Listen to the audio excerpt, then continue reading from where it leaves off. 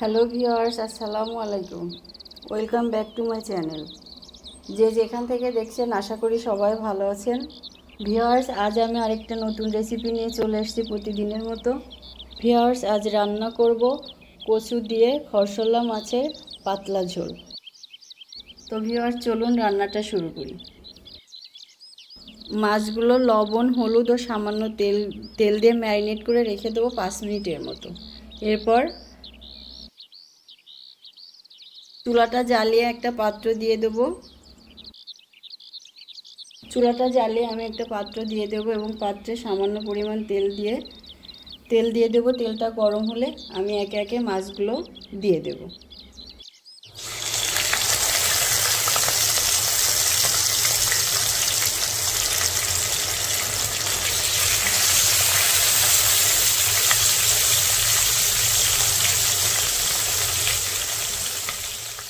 তো মাছগুলো দুই পাশ ভালোভাবে ভাজা হয়ে গেলে উঠিয়ে নেব।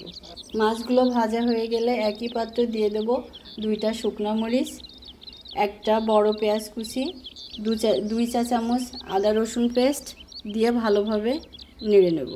আদা রসুনের পানিটা শুকিয়ে গেলে দিয়ে দেব 1 চা চামচ মরিচের গুঁড়া, 1 চা চামচ হলুদের গুঁড়া, 2 চা চামচ জিরা গুঁড়া, 1 চা চামচ ধনিয়া গুঁড়া ও স্বাদ মতো লবণ দিয়ে মশলাটা ভালোভাবে কষিয়ে নেব এবং 1 কাপের মতো পানি দিয়ে দেব, যাতে করে মশলাটা নিচের থেকে পুড়ে না যায়।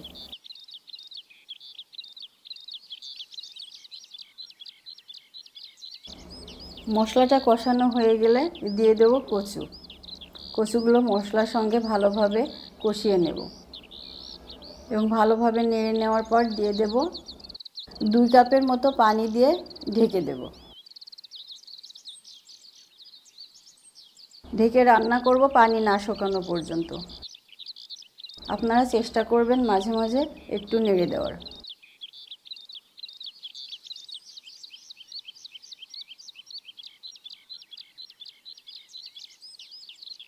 আবারও দিয়ে দেব 1 কাপের মতো পানি দিয়ে পানিটা ফুটে গেলে দিয়ে দেব ভেজে রাখা মাছগুলো।